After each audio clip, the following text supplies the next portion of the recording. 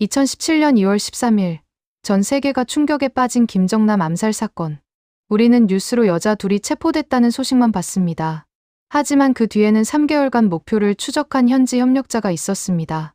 매주 목요일 동선, 공항 이용 패턴, 체크인 위치까지 파악한 정보가 평양으로 보고됐고, 암살팀이 움직였습니다. 그리고 작전이 끝나자 협력자들이 하나둘 사라지기 시작했습니다. 이들은 어떻게 된 걸까요? 사연 시작 전 구독과 좋아요를 눌러주시면 이 작은 채널이 성장할 수 있는 큰 희망이 됩니다. 그리고 어디서 듣고 계신지 댓글 남겨주시면 한 분 한 분 반갑게 인사드리겠습니다. 감사합니다. 제 이름은 말할 수 없습니다. 아직도 저를 찾는 사람들이 있거든요. 2016년 가을, 저는 말레이시아 쿠알라룸푸르에 있었습니다. 겉으로는 북한 무역상사 직원이었어요.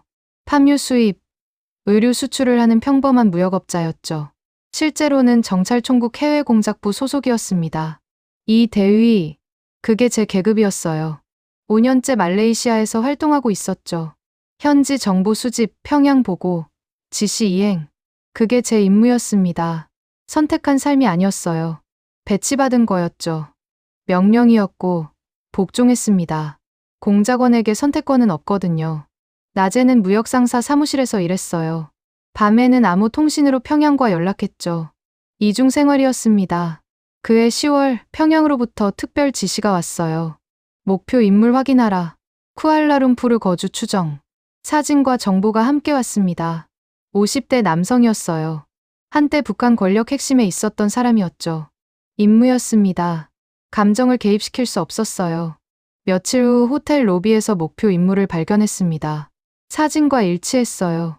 확인하고 평양에 보고했죠. 목표 확인. 쿠알라룸푸르 거주 중. 다음 지시가 왔어요. 동선 파악. 상세히. 명령이었습니다. 저는 따를 뿐이었어요. 11월부터 미행을 시작했습니다. 거리를 두고 눈에 띄지 않게요. 정찰총국에서 배운 대로 했죠. 목표는 규칙적이었어요. 매주 목요일 쇼핑, 주 2, 3회 카지노, 가끔 공항 이용. 패턴이 명확했습니다. 전부 기록했어요. 시간, 장소, 이동 경로, 동행자, 빠짐없이요. 감정은 없었습니다. 그냥 임무였어요. 목표는 목표일 뿐이었죠. 12월, 평양이 더 구체적인 정보를 요구했어요. 공항 이용 패턴 집중 파악, 항공사, 체크인 위치, 대기 시간 행동.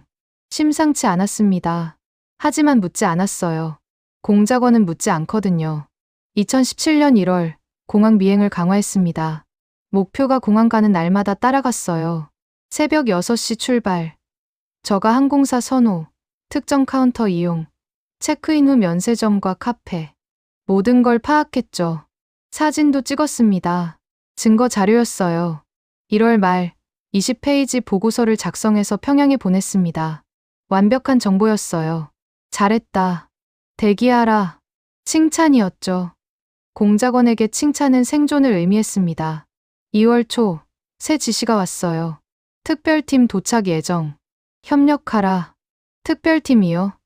무슨 작전인지 몰랐습니다. 알 필요도 없었어요. 차량 2대, 은신처 준비. 명령이었습니다. 질문하지 않았어요. 중고차 2대를 샀습니다. 현금으로요. 외곽의 작은 집도 빌렸죠. 공작원의 일상이었어요. 명령받고, 준비하고, 대기하는 거요. 2월 5일, 전화가 왔습니다. 이 대위? 예, 특별팀이다. 내일 만나자. 알겠습니다. 긴장되지 않았어요. 늘 하던 일이었거든요. 명령에 따르는 것. 그게 공작원이니까요. 2월 6일 밤, 약속 장소로 갔습니다. 낡은 모텔이었어요. 방에 남자 2명이 있었습니다. 눈빛이 차갑더군요. 특별팀 요원들이었죠. 앉아라. 예, 동무가 보낸 보고서 봤다. 정확하더군. 감사합니다. 이제부터 우리를 도와야 한다. 작전이 있다. 무슨 작전입니까? 알 필요 없다. 시키는 대로만 하면 된다. 공작원의 원칙이었어요. 전체를 알 필요 없이 자기 역할만 하는 거요. 차량 2대 필요하다. 2월 13일까지 준비됐습니다. 은신처는 외곽에 집 빌렸습니다. 좋다. 목표가 13일에 공항 간다는 정보 맞나? 제 보고서 내용이었어요. 맞습니다. 새벽 6시 출발 패턴입니다. 확실한가? 석 달 관찰 결과입니다. 남자들이 만족스러워했어요. 12일 밤 10시 차량과 열쇠 가져와라. 알겠습니다. 임무였습니다. 복잡한 감정은 없었어요. 그냥 주어진 일을 할 뿐이었죠. 방을 나왔습니다. 다음 지시를 기다렸어요. 공작원의 삶이 그랬습니다. 명령받고, 실행하고, 보고하고, 또 명령받고. 선택은 없었어요. 처음부터요. 북한을 떠날 수도 없었습니다. 평양에 부모님이 계셨거든요. 배신하면 가족이 당하죠. 그래서 했어요. 해야만 했습니다. 2월 10일까지 모든 걸 준비했습니다. 차량 점검하고, 은신처 확인하고, 최종 보고서 작성했어요. 완벽했습니다. 공작원답게요. 11일 밤 10시, 약속대로 차량을 가져갔어요. 특별팀이 기다리고 있었죠. 차 확인하겠다. 꼼꼼히 살폈어요. 만족스러워 보였습니다. 열쇠. 건넸죠. 목표 내일 공항 가는 거 확실한가? 예. 새벽 6시 출발. 체크인 후 면세점과 카페 이용. 30분 대기. 제가 파악한 모든 정보를 줬습니다. 잘했다. 이제 동무할 일은 끝났다. 내일 평소처럼 출근해라. 알겠습니다. 절대 누구에게도 말하지 마라. 예. 임무 완료였습니다. 깔끔했어요. 집으로 돌아왔습니다. 잠을 잤어요. 공작원은 감정을 통제하니까요. 다음 날 아침, 평소처럼 출근했습니다. 무슨 일이 벌어질지 몰랐어요. 알 필요도 없었죠. 10시쯤 직원이 소리쳤습니다. 대위님, 뉴스 좀 보세요. 그때 알았습니다. 무슨 작전이었는지를요. 2월 6일 밤, 모텔방에 들어갔습니다. 특별팀 남자 2명이 앉아 있었어요. 앉아라. 예, 동무가 작성한 보고서 정확하더군. 목표 패턴이 명확해. 감사합니다. 이제부터 우리 작전을 지원한다. 차량 2대 필요해. 번호판 눈에 안 띄는 걸로. 알겠습니다. 은신처도 마련해라. 조용한 곳으로. 준비하겠습니다. 목표가 13일 공항 간다는 정보 확실한가? 예, 격주 패턴입니다. 다음이 13일이에요. 좋아. 12일 밤까지 모두 준비해라. 명령이었습니다. 질문하지 않았어요. 공작원은 질문하지 않거든요. 다음 날부터 준비했습니다. 중고차 2대를 현금으로 샀어요. 외곽 집도 한 달 계약했죠. 기계적으로 움직였습니다. 감정 없이요. 2월 11일 밤 10시, 약속 장소에 차를 가져갔어요. 특별팀이 기다리고 있었죠. 차 확인하겠다. 꼼꼼히 점검했습니다. 엔진, 번호판, 트렁크까지요. 열쇠, 건넸어요. 은신처 주소, 종이에 적어서 줬죠. 목표 내일 새벽 6시 출발 맞지? 예, 공항까지 30분 소요됩니다.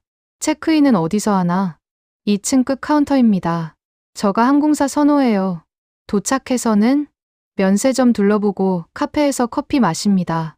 30분 정도 대기해요. 제 보고서 내용을 그대로 전달했습니다. 완벽한 정보였어요. 잘했다. 동무 임무는 끝났다. 내일 평소처럼 출근해라. 알겠습니다.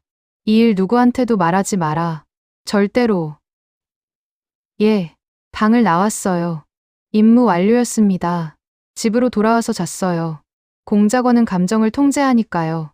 2월 12일 평소처럼 출근했습니다. 무역 상사 일을 했어요. 무슨 작전인지 몰랐습니다. 알 필요도 없었죠. 제 역할은 끝났으니까요. 13일 아침도 평소와 같았어요.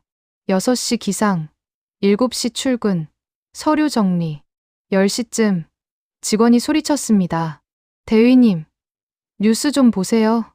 컴퓨터 화면을 봤어요. 쿠알라룸푸르 공항 북한 남성 사망.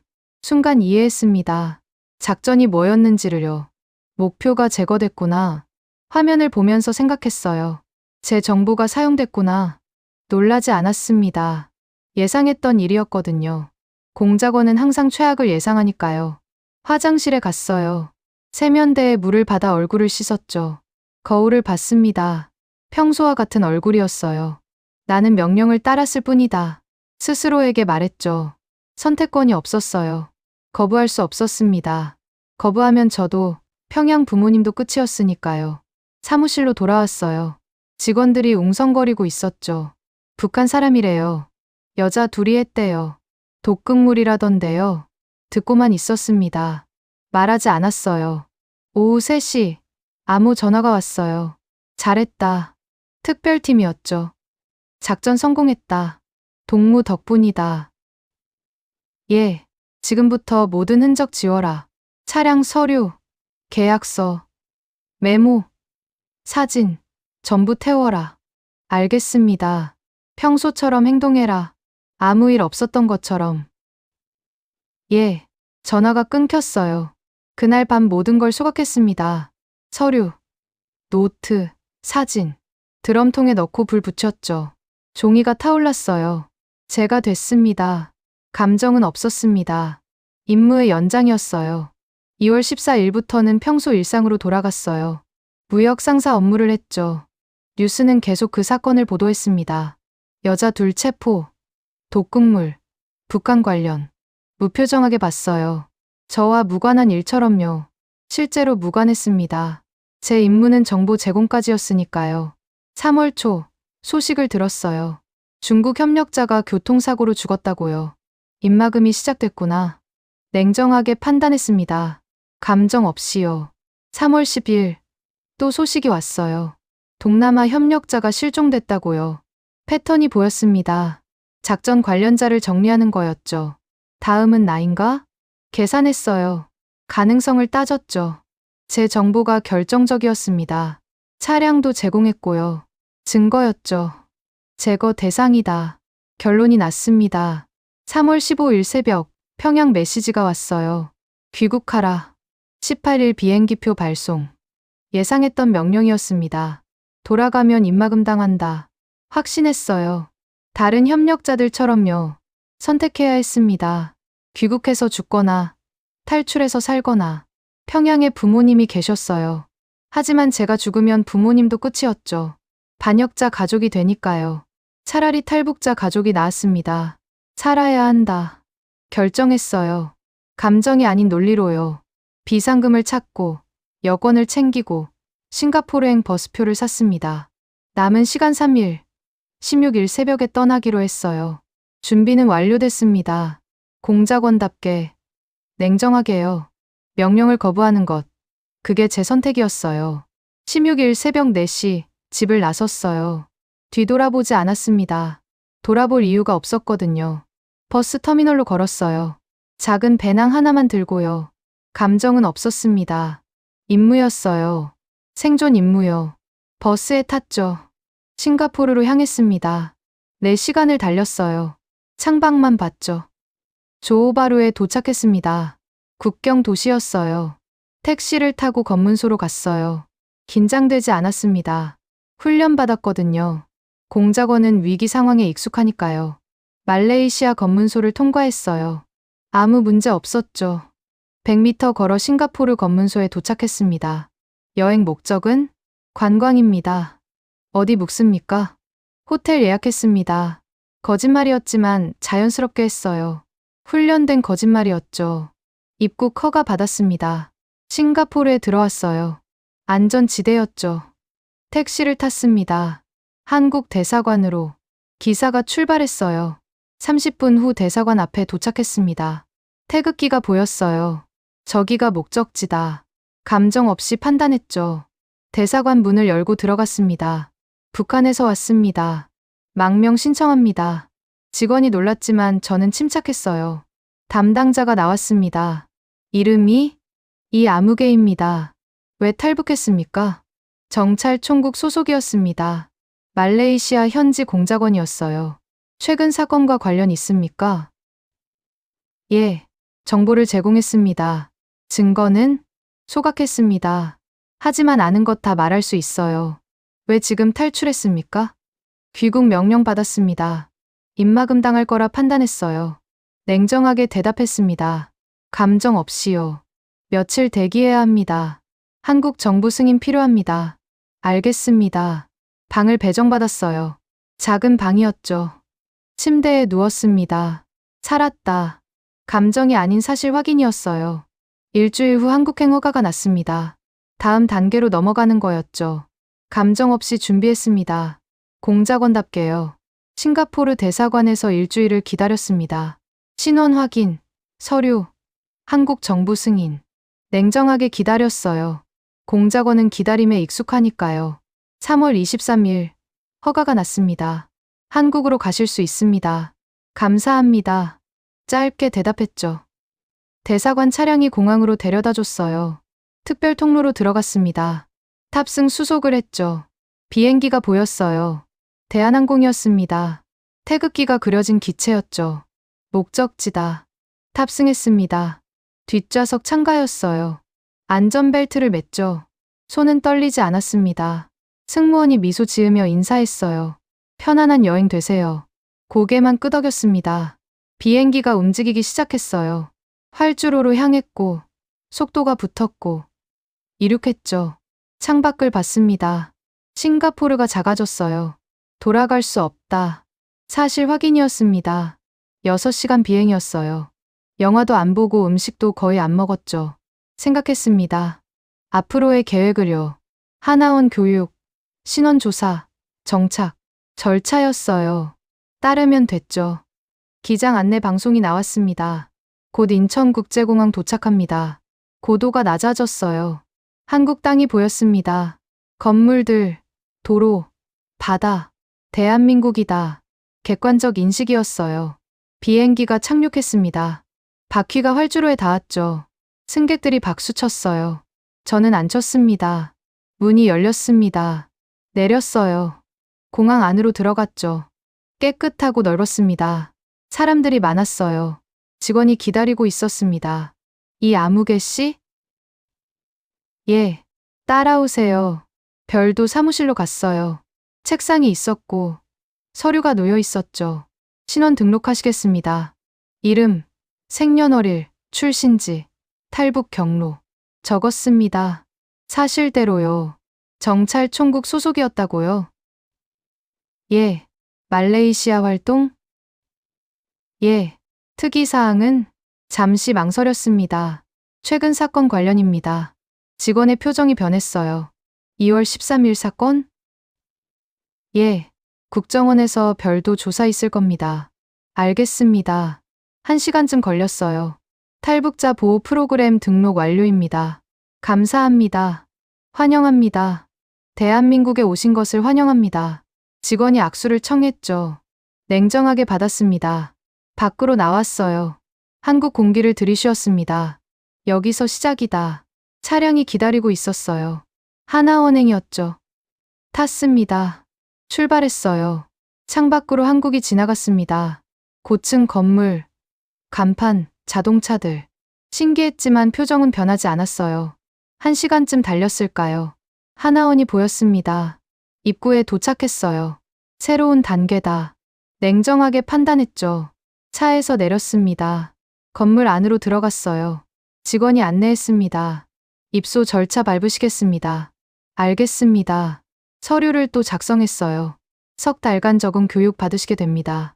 한국어, 문화, 직업훈련. 예, 방 배정해드리겠습니다. 작은 방이었어요. 침대, 책상, 옷장, 짐을 풀었습니다. 배낭 하나뿐이었지만요. 창밖을 봤어요. 산이 보였죠. 자유다. 하지만 완전한 자유는 아니었습니다. 아직 조사가 남아 있었거든요. 국정원 조사가요. 그게 중요했어요. 제일 중요한 관문이었죠. 2월 13일 작전에 대해 말해야 했으니까요. 얼마나 말할지, 어떻게 말할지 생각했습니다. 밤이 됐어요. 침대에 누웠죠. 천장을 봤습니다. 여기까지 왔다. 생존 임무는 계속됐어요. 새로운 환경에서요. 하나원 생활이 시작됐습니다. 한국어 수업, 컴퓨터 교육, 사회 적응 훈련. 따라갔어요. 공작원처럼 효율적으로요. 일주일 후 연락이 왔습니다. 내일 서울 가셔야 합니다. 어디로요? 국정원입니다. 예상했던 일이었죠. 다음 날 새벽 차량이 왔어요. 서울 시내 건물로 갔습니다. 외관은 평범했어요. 지하로 내려갔죠. 작은 방으로 안내됐습니다. 테이블, 의자, 녹음기. 조사관 2명이 앉아 있었어요. 앉으십시오. 예, 정찰총국 해외공작부 소속 맞습니까? 예, 이 대위였습니다. 말레이시아 5년 활동? 예, 2월 13일 사건 관련이라고 했는데요. 핵심이었습니다. 예, 관련 있습니다. 어떤 역할이었습니까? 냉정하게 대답했어요. 정보 제공이었습니다. 목표 인물 동선 파악, 공항 이용 패턴 분석했어요. 목표가 누구였습니까? 죄송하지만 이름은 말할 수 없습니다. 왜입니까? 북한이 추적하고 있습니다. 제가 너무 많이 알아서요. 조사관이 고개를 끄덕였어요. 현장에 있었습니까? 아닙니다. 준비만 도왔습니다. 구체적으로요? 석 달간 목표를 관찰했어요. 쇼핑, 카지노, 공항 이용, 패턴을 파악했죠. 그 다음은 특별팀이 왔습니다. 제게 차량과 은신처를 준비하라고 했어요. 제공했습니까? 예, 중고차 2대, 외곽집 1채요. 목표 정보도 넘겼습니까? 예, 2월 13일 공항 간다는 정보, 체크인 위치, 대기 패턴, 모두요. 조사관들이 메모했습니다. 왜 협력했습니까? 명령이었습니다. 거부할 수 없었어요. 가족이 있었습니까? 평양에 부모님 계셨습니다. 거부하면 가족이 당하죠. 작전 내용을 알고 있었습니까? 아닙니다. 제거 작전인지 몰랐어요. 거짓말이었습니다. 짐작하고 있었거든요. 하지만 인정할 수 없었죠. 왜 탈북했습니까? 귀국 명령 받았습니다. 입막음 당할 거라 판단했어요. 증거는? 없습니다. 모두 소각했거든요. 명령이었어요. 조사관이 한참 저를 봤습니다. 다른 협력자들 아십니까? 몇 명 압니다. 하지만 이미 죽었어요. 교통사고, 실종, 북한이 제거했다고 보십니까? 예, 입막음입니다. 조사는 이틀 계속됐습니다. 같은 질문을 반복했어요. 일관성을 확인하는 거였죠. 대답을 바꾸지 않았습니다. 사실대로 말했어요. 대부분은요. 이틀째 끝날 무렵 조사관이 말했습니다. 북한이 당신을 추적할 겁니다. 알고 있습니다. 조심하십시오. 이름 바꾸고, 주소 숨기고, 패턴 바꾸고. 예, 필요하면 연락하십시오. 명함을 줬어요. 하나원으로 돌아왔습니다. 교육을 계속 받았어요. 한국 문화, 직업훈련, 면접 준비, 배웠습니다. 공작원처럼 효율적으로요. 다른 탈북자들과 어울리지 않았어요. 혼자 있었습니다. 그게 안전했거든요. 석 달이 지났습니다. 수료날이 왔어요. 축하합니다. 이제 사회로 나가시게 됩니다. 감사합니다. 정부가 지원해줬습니다. 인천 작은 원룸, 정착금, 취업 알선, 일자리를 찾았어요. 물류센터 야간 근무였죠. 새 이름을 받았습니다. 이 아무개가 아닌 완전히 다른 이름이었어요. 6월 말 하나원을 나왔습니다. 짐을 챙겼어요. 여전히 배낭 하나뿐이었죠. 버스를 타고 인천으로 갔습니다. 원룸에 도착했어요. 작았지만 제 공간이었죠. 창밖을 봤습니다. 인천 거리가 보였어요. 여기서 시작이다. 새로운 이름으로, 새로운 삶을요. 하지만 알고 있었습니다. 완전한 자유는 아니라는 거요. 북한이 추적하고 있다는 거요. 항상 경계해야 한다는 거요. 생존 임무는 계속된다. 냉정하게 판단했습니다. 감정 없이요. 2017년 6월, 인천 원룸에서의 삶이 시작됐습니다. 작은 방이었어요. 침대, 책상, 옷장. 그게 전부였죠. 창밖으로 인천 거리가 보였습니다. 여기서 산다. 감정 없이 받아들였어요. 물류센터에 출근했습니다. 야간 근무였죠. 밤 10시부터 아침 6시까지요. 박스를 나르고, 분류하고, 정리했어요. 단순 노동이었습니다. 그게 좋았어요. 눈에 안 띄니까요. 동료들과 어울리지 않았습니다. 인사만 했죠. 최소한으로요. 이름이 뭐예요? 김철수입니다. 가짜 이름이었어요. 정부가 준 새 이름이었죠. 어디서 오셨어요? 경기도요. 거짓말이었습니다. 하지만 자연스럽게 했어요. 공작원 습관이었죠. 1년이 지났습니다. 2018년이었어요. 뉴스를 봤습니다. 항상요. 북한 관련 보도를 확인했죠. 어느 날 기사가 보였어요. 탈북자 A씨 자택에서 숨진 채 발견. 경찰은 자살로 결론 냈습니다. 하지만 저는 알았어요. 입막음이다. 그 사람을 알았습니다. 정찰 총국 출신이었거든요. 다음은 나일 수 있다. 더 조심했습니다. 집을 옮겼어요. 같은 인천이지만 다른 동네로요. 일자리도 바꿨습니다. 다른 물류센터로요. 패턴을 바꿨죠. 출근 시간, 이동 경로, 식사 장소. 뒤를 돌아봤습니다. 항상요. 낯선 사람을 확인했어요. 혹시 추적자인지요. 공작원 습관이 다시 살아났습니다. 생존하려면 필요했거든요. 2019년 또 뉴스가 나왔어요. 탈북자 교통사고로 사망. 우연이라고 했습니다. 하지만 아니었죠. 그들이 움직이고 있다. 더욱 경계했습니다. 집을 또 옮겼어요. 이번엔 서울 외곽으로요. 공장에 취직했습니다. 단순 조립 작업이었죠. 이름도 다시 바꿨어요. 비공식적으로요. 김철수에서 박민수로요. 새 신분증을 만들었습니다. 불법이었지만 필요했어요. 2020년 코로나가 왔습니다. 사람들이 마스크를 썼어요. 저에게는 좋았습니다. 얼굴을 가릴 수 있었거든요. 거리두기도 좋았어요. 사람들과 멀어질 수 있었죠. 일상은 단조로웠습니다. 출근, 일, 퇴근, 집, 반복이었어요. 친구는 없었습니다. 만들지 않았죠. 가족도 없었어요. 혼자였습니다. 그게 안전했어요. 밤에는 생각했습니다. 말레이시아 시절을요. 작전을요. 제 역할을요. 나는 명령을 따랐을 뿐이다. 반복했습니다. 스스로에게요. 죄책감은 없었어요. 아직은요. 감정을 차단했습니다. 공작원처럼요. 2021년, 2022년. 시간이 흘렀습니다. 여전히 경계하며 살았어요. 여전히 뒤를 돌아봤죠. 여전히 혼자였습니다. 2023년, 2024년. 같은 일상이었어요. 일하고, 집 가고, 자고, 일어나고. 변화는 없었습니다. 하지만 안전했어요. 살아 있었죠. 그게 중요했습니다. 2025년이 됐습니다. 한국 생활 8년째였어요. 여전히 경계했습니다. 여전히 혼자였죠. 하지만 뭔가 달라졌어요. 피곤해졌습니다. 경계하는 게요. 언제까지 이렇게 살아야 하나. 처음으로 의문이 들었어요. 8년간 숨어 살았습니다. 8년간 침묵했어요. 이대로 죽으면 아무도 모른다. 제가 한 일을요. 제가 본 것을요. 진실을요.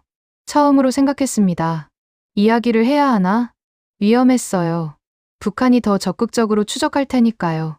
하지만 이대로는 안 된다. 뭔가 바뀌어야 했습니다. 결심은 아직 아니었어요. 다만 의문이었죠. 생각의 씨앗이 심어진 거였습니다. 2025년 3월 결심했습니다. 기록하자. 감정이 아니었어요. 논리적 판단이었죠. 8년간 침묵했습니다. 하지만 이대로 죽으면 진실이 사라져요. 북한의 작전 방식을, 협력자 이용과 제거를 세상이 알아야 했습니다. 공책을 샀어요.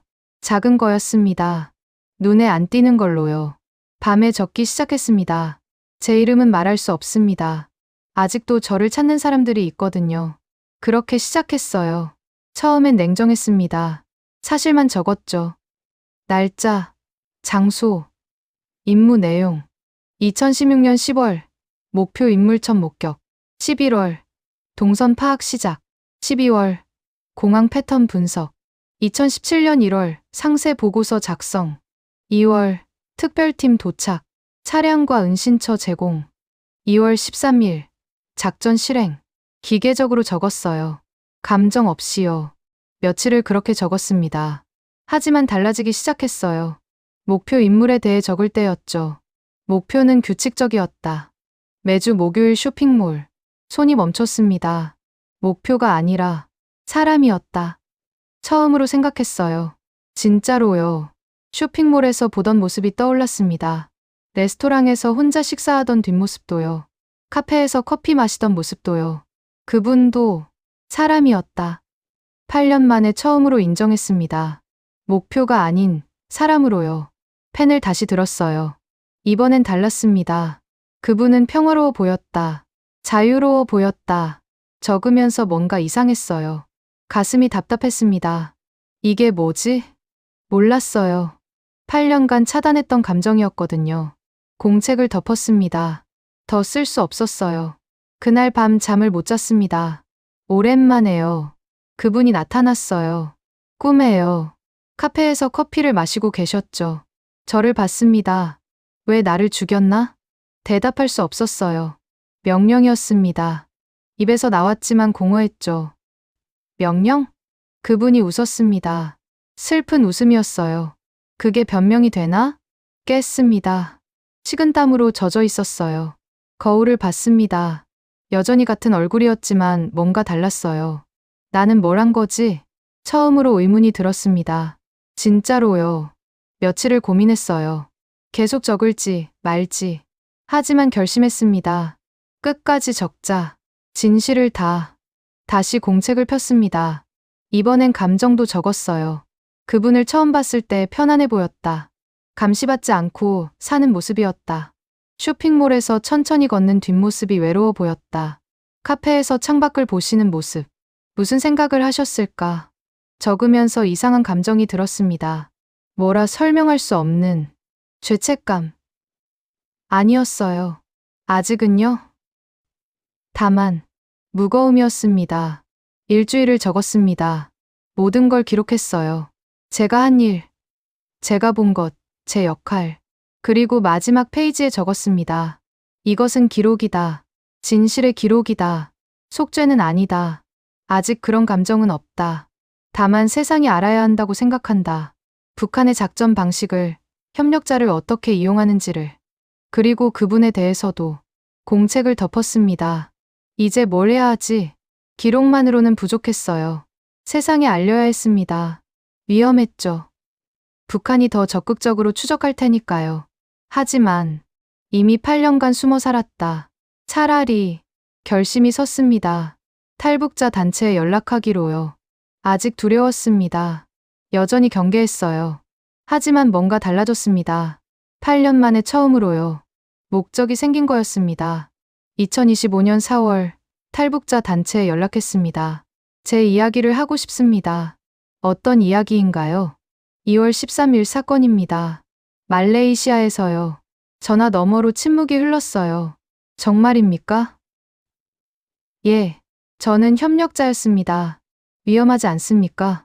위험합니다. 하지만 해야 합니다. 알겠습니다. 도와드리겠습니다. 일주일 후 만났습니다. 서울의 작은 사무실에서요. 제 기록을 건넸죠. 공책을요. 담당자가 읽기 시작했습니다. 한참을 읽더니 저를 봤어요. 이게 사실입니까? 예, 모두 제가 한 일입니다. 익명으로 공개하시겠습니까? 예, 하지만 내용은 진실입니다. 5월 초 기록이 공개됐습니다. 인터넷에, 언론에요. 김정남 암살 현지 협력자 증언. 제목이었죠. 반응이 있었습니다. 빠르게요. 댓글들이 달렸어요. 진짜인가요? 충격적이네요. 북한 정말 무섭다. 어떤 댓글은 달랐습니다. 협력자도 가해자 아닌가요? 명령 따랐다고 면죄부 받나요? 그 댓글들을 보면서 깨달았습니다. 맞다. 나는 가해자다. 8년간 회피했던 진실이었어요. 명령이었다는 핑계, 선택권이 없었다는 변명, 가족 때문이었다는 정당화. 모두 무너졌습니다. 결국엔 제가 한 겁니다. 제가 동선을 파악했고, 제가 정보를 넘겼고, 제가 차량을 제공했어요. 현장에 없었다는 건 중요하지 않았습니다. 제 손에 피가 묻었어요. 그날 밤, 8년 만에 처음으로 울었습니다. 공책을 펴고 다시 봤어요. 그분에 대해 적은 부분을요. 카페에서 커피를 마시던 모습. 평화로워 보였다. 눈물이 떨어졌습니다. 글자 위에요. 제가 그 평화를 빼앗았습니다. 인정했어요. 처음으로, 진심으로요. 며칠간 울었습니다. 밤마다 그분이 나타났어요. 꿈에요. 하지만 이번엔 달랐습니다. 왜 나를 죽였나? 죄송합니다. 제가 죽인 겁니다. 명령이었다? 명령이었지만 제 선택이기도 했어요. 거부할 수 있었습니다. 죽음을 각오하면요. 하지만 거부하지 않았다. 예, 저는 살고 싶었습니다. 그래서 따랐어요. 그게 정직한 대답이다. 그분이 사라졌습니다. 깨어나면 또 울었어요. 8년간 차단했던 감정이 한꺼번에 쏟아졌습니다. 일주일쯤 지났을까요? 조금 진정됐어요. 거울을 봤습니다. 다른 사람이 보였어요. 8년 전에 냉정한 공작원이 아니라 죄를 인정한 사람이요. 이제야 사람이 된 건가? 스스로에게 물었죠. 언론에서 연락이 왔습니다. 인터뷰 가능하십니까? 아닙니다. 위험해요. 그럼 추가 증언이라도 생각했습니다. 더 말해야 할까요? 결심했어요. 한 가지만 더 말씀드리겠습니다. 네, 말씀하세요. 그분은 목표가 아니었습니다. 사람이었어요. 누군가의 아버지였고 누군가의 가족이었죠. 그분을 기억해 주세요. 그리고 북한 체제의 잔혹함을 잊지 말아주세요. 협력자도 이용당하고 버려집니다. 저처럼요. 전화를 끊었습니다. 할 말은 다 했어요. 지금은 2025년 6월입니다. 증언 공개한 지 한 달이 지났어요. 여전히 경계하며 삽니다. 집을 또 옮겼고 일자리도 바꿨죠. 북한이 더 적극적으로 추적할 거라는 걸 알아요. 하지만 후회하지 않습니다. 진실을 말했으니까요. 밤마다 여전히 그분이 나타납니다. 하지만 이제는 대답할 수 있어요. 제가 죄를 지었습니다. 명령이었지만 제 선택이기도 했어요. 용서를 구하지 않습니다. 구할 자격이 없으니까요. 다만 기억하겠습니다. 평생요. 그리고 증언하겠습니다. 살아있는 동안요. 그분이 고개를 끄덕입니다. 그게 제 속죄입니다.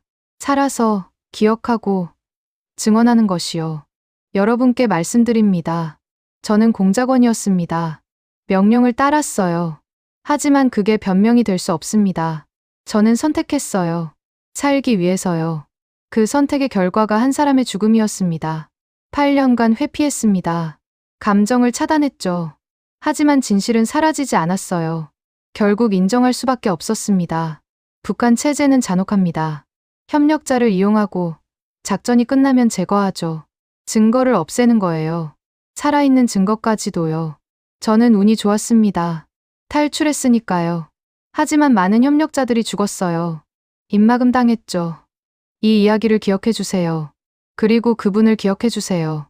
김정남. 더 이상 숨기지 않겠습니다. 이름을요. 그분은 목표가 아니었습니다. 사람이었어요. 자유를 누리고 싶었던 평범한 사람이었죠. 저는 그분의 자유를 빼앗는데 기여했습니다. 그게 제 죄입니다. 평생 짊어지고 갈 거예요. 이것이 제 이야기입니다.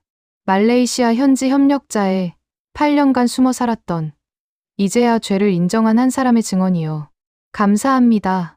여러분께 부탁드립니다. 이 이야기가 많은 분들께 전해졌으면 합니다. 북한의 실상을, 체제의 잔혹함을, 협력자들의 운명을, 그리고 무엇보다 김정남을 기억해 주세요. 구독과 좋아요로 이 이야기를 더 많은 분들과 나눠주세요. 북한 인권에 대한 관심이, 탈북자들에 대한 이해가, 분단의 아픔에 대한 공감이 더 커지길 바랍니다. 그리고 언젠가 통일이 되면 저는 평양에 가고 싶습니다. 김정남의 무덤에 가서 사죄하고 싶어요. 그날이 오기를 간절히 바랍니다. 감사합니다.